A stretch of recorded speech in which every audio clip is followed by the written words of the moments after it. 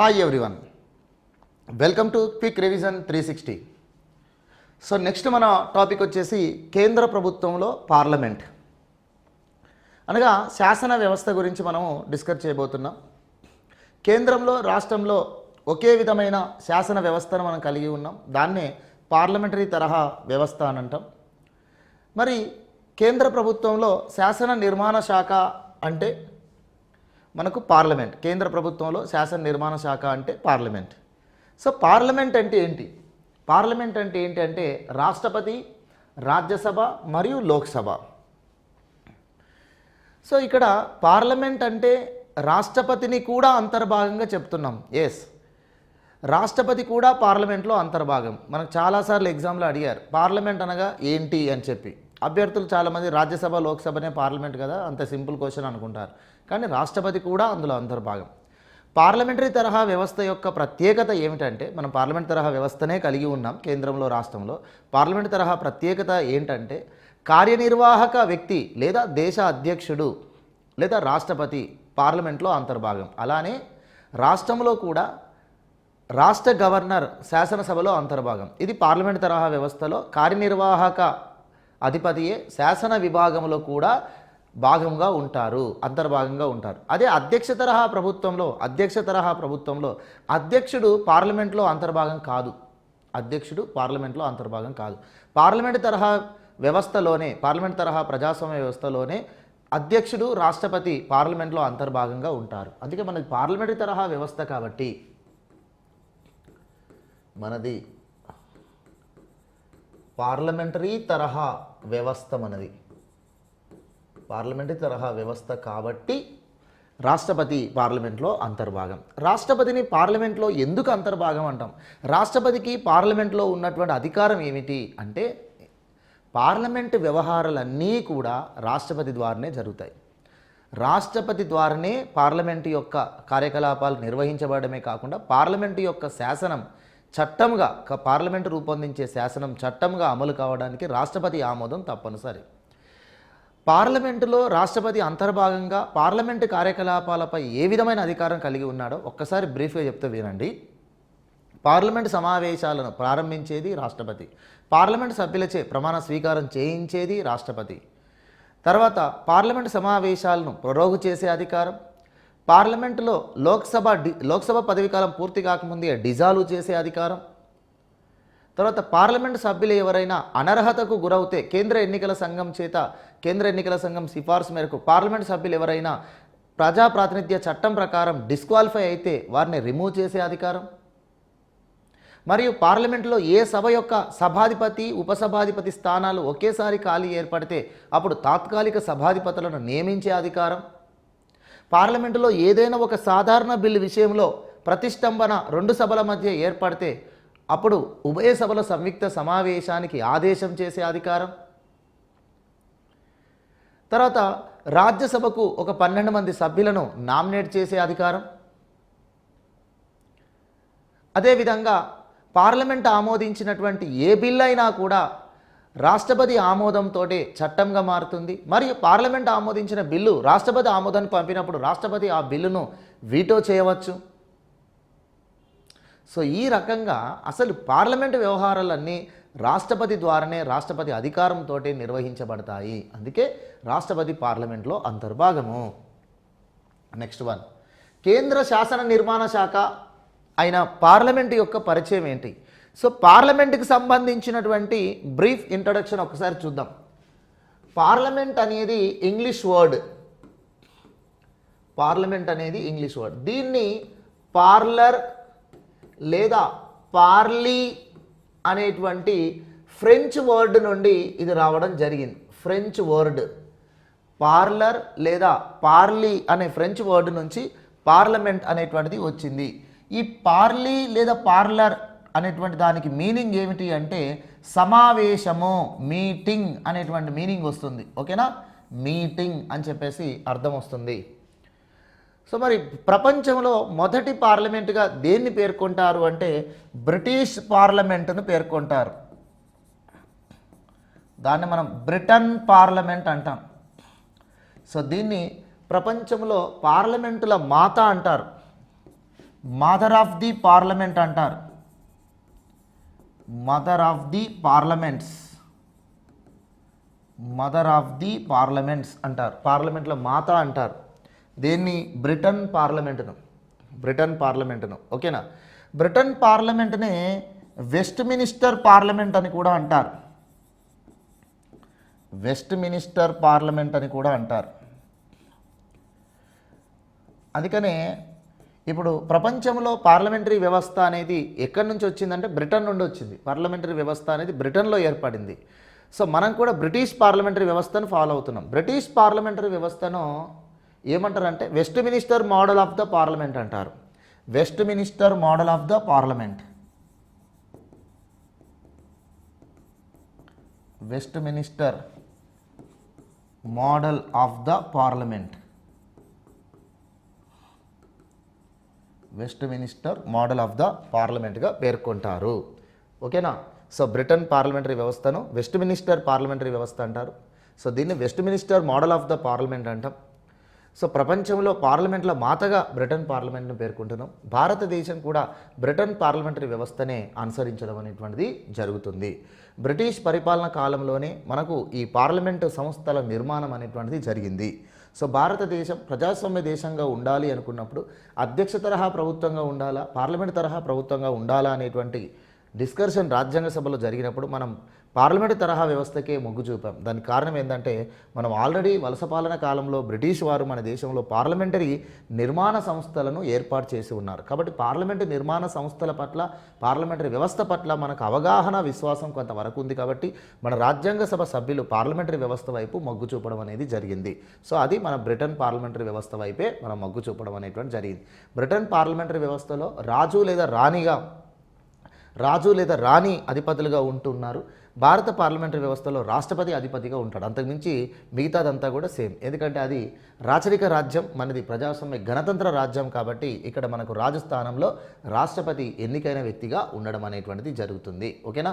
Right. మరి ఈ పార్లమెంటుకు సంబంధించినటువంటి ఇతర అంశాలు, ఈ పార్లమెంట్ అనేటువంటిది మన భారతదేశంలో ఏ విధంగా ఏర్పాటు చేశారు అని అంటే, ఫస్ట్ కేంద్ర శాసనసభ అని చెప్పేసి ఒక అసెంబ్లీ ఏర్పాటు చేశారు. నేషనల్ అసెంబ్లీ అని చెప్పేసి కేంద్ర శాసనసభను ఎప్పుడు ఏర్పాటు చేశారు అంటే 1853 చార్టర్ చట్టం ప్రకారం, 1853 చార్టర్ చట్టం ప్రకారం కేంద్ర శాసనసభను మన దేశంలో ఏర్పాటు చేశారు. సో దీన్ని మనం కేంద్ర స్థాయిలో శాసన వ్యవస్థ ప్రవేశపెట్టింది అంటాం, మరియు కేంద్ర స్థాయిలో ఏకసభ విధానం అంటాం. ఎందుకంటే పార్లమెంటరీ వ్యవస్థలో మనకు ప్రస్తుతం మనం ద్విసభా విధానాన్ని కలిగి ఉన్నాం. బైక్యామరలిజము అని చెప్పేసి అంటాం. ఏకసభ విధానాన్ని యూనిక్యామరలిజము అని చెప్పేసి అంటాం. ఓకేనా? సో ప్రారంభంలో మనకు ఏకసభ విధానమునే తీసుకొచ్చారు, ఏకసభ విధానమును తీసుకొచ్చారు. సో దీన్నే మనం యూనిక్యామరలిజం అని అంటాం. ఓకే.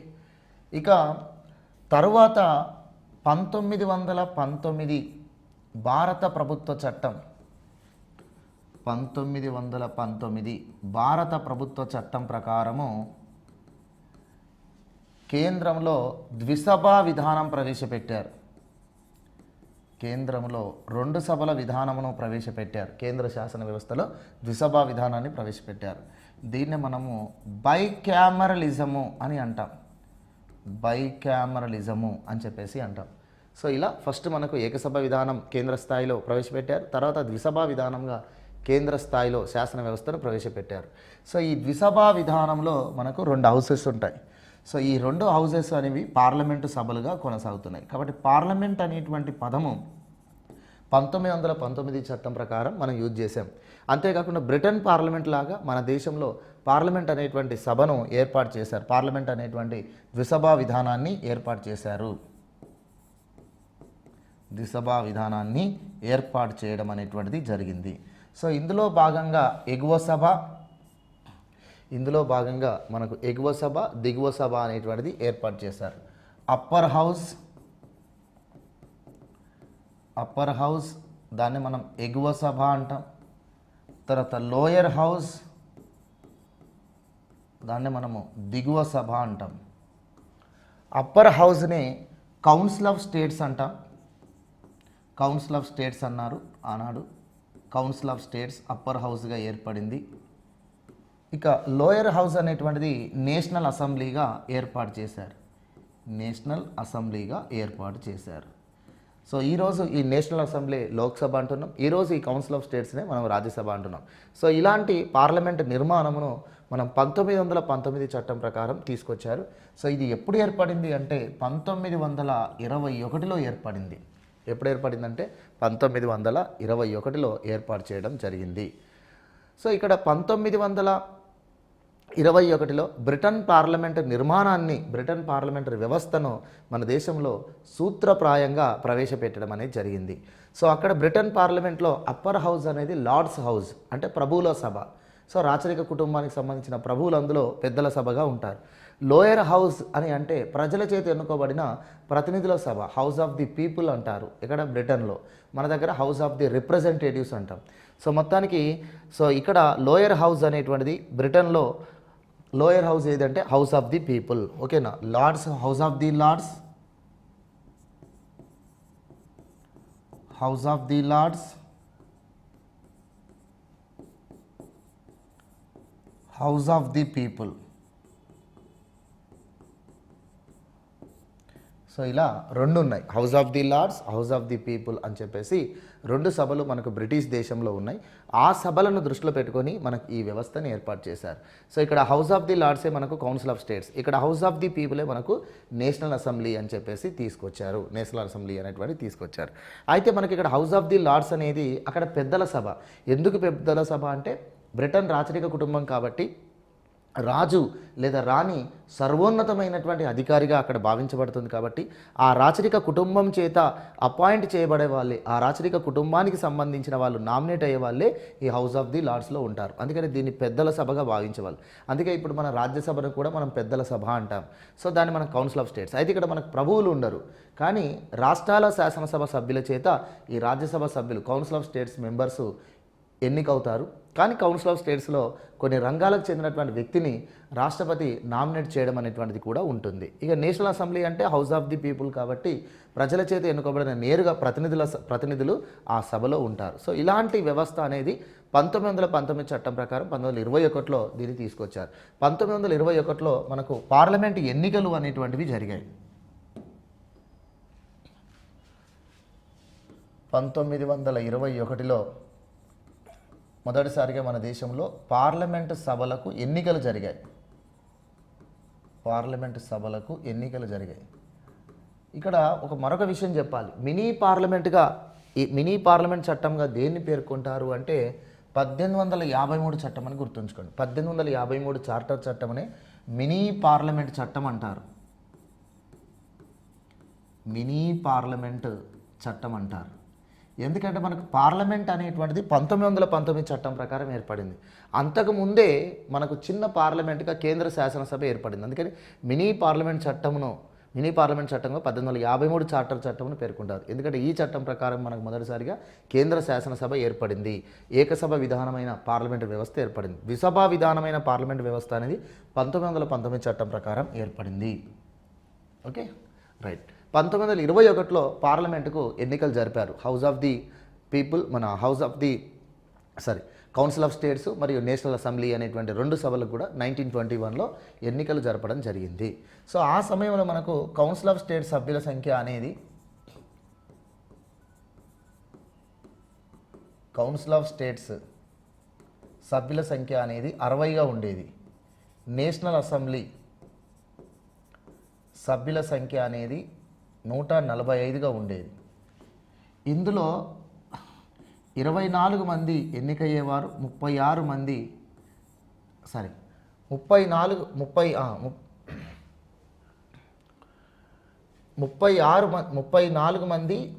ఎన్నికయ్యేవారు, 26 మంది నామినేట్ అయ్యేవారు. సో తర్వాత 145లో 141 మంది 104 మంది ఎన్నికయ్యేవారు. 145లో 104 ఎలక్టెడ్ మెంబర్స్, ఒక 41 నామినేటెడ్ మెంబర్స్గా ఉండేవాళ్ళు. సో ఆనాడు బ్రిటిష్ వారు మన దేశాన్ని పరిపాలిస్తున్నప్పుడు నేషనల్ అసెంబ్లీలో మొత్తం 145 మెంబర్స్ ఉన్నారు. 145లో 104 మాత్రమే elected members by the public or other by the పబ్లికే. 41 అనేటువంటిది నామినేటెడ్ మెంబర్స్. ఈ నామినేటెడ్ మెంబర్స్ని ఆనాడు గవర్నర్ జనరల్ నామినేట్ చేసేవారు. ఇక కౌన్సిల్ ఆఫ్ స్టేట్స్లో 34 మంది ఎన్నికయ్యేవారు by the provincial assembly members, అంటే రాష్ట్రాల శాసనసభ సభ్యుల చేత 34 మంది కౌన్సిల్ ఆఫ్ స్టేట్స్కు ఎన్నికయ్యేవారు. 26 మందిని గవర్నర్ జనరల్ నామినేట్ చేసుకునేవాడు. సో ఇప్పుడు కూడా మనకు రాజ్యసభకు నామినేటెడ్ను రాష్ట్రపతి చేస్తున్నాడు. మిగతా సభ్యులందరూ రాష్ట్రాల శాసనసభ సభ్యుల చేత ఎన్నికవుతున్నారు. మొన్నటి వరకు కూడా మనకు లోక్సభలో ఎన్నికైన వారితో పాటుగా 2 ఆంగ్లో ఇండియన్స్ నామినేటెడ్ సభ్యులు ఉండేవారు. ఇదంతా కూడా మనం బ్రిటిష్ వారి కాలం నుంచి కొనసాగిస్తున్నాం కాబట్టి దాన్నే ఆ రకంగా అనుసరించుకుంటూ వచ్చామనేది గుర్తుంచుకోండి. ఇక 1935 చట్టానికి వచ్చేసరికి మాత్రం ఈ 60ని 1935 చట్టానికి వచ్చేసరికి మాత్రం ఈ 60ని 260గా పెంచారు. ఈ 145ను 375కు పెంచారు. సో 1935 చట్టం ప్రకారం 1937లో 375 స్థానాలు నేషనల్ అసెంబ్లీ స్థానాలు, 260 స్థానాలు కౌన్సిల్ ఆఫ్ స్టేట్ స్థానాలుగా ఉండింది. అయితే ఇందులో 1/3 వంతు స్థానాలు సంస్థానాలకు రిజర్వ్ చేశారు. ఇందులో కూడా 1/3 వంతు స్థానాలు సంస్థానాలు లేదా ప్రిన్స్లీ స్టేట్స్కు కేటాయించారు. ప్రిన్స్లీ స్టేట్స్ నుంచే 1/3 మెంబర్స్ ఎలక్ట్ అవుతారు. ఇక్కడ కూడా నేషనల్ అసెంబ్లీలో 1/3 సీట్లు ప్రిన్స్లీ స్టేట్స్కు రిజర్వ్ చేయడం జరిగింది. సో ఇది మన దేశానికి స్వాతంత్రం వచ్చే నాటికి మన రాజ్యాంగం ప్రకారం పార్లమెంట్ ఏర్పడే వరకు ఈ విధంగా పార్లమెంట్ అనేది కొనసాగింది. సో ఎనీవే ఇక్కడ మనకు 1921లో పార్లమెంట్ అనేటువంటిది ఏర్పడింది. 2 సభల విధానం అనేటువంటిది వచ్చింది కాబట్టి సో పార్లమెంట్ భవన నిర్మాణం అనేటువంటిది మనకు 1921లో చేపట్టారు. పార్లమెంట్ భవన నిర్మాణము చూడండి ఇక్కడ 1921 పార్లమెంట్ భవన నిర్మాణం.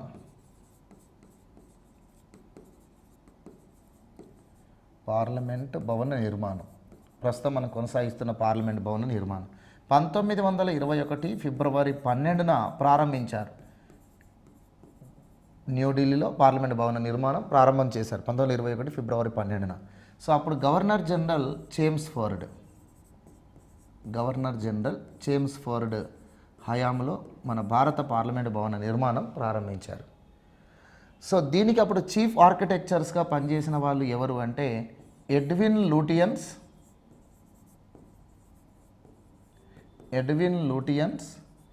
Herbert baker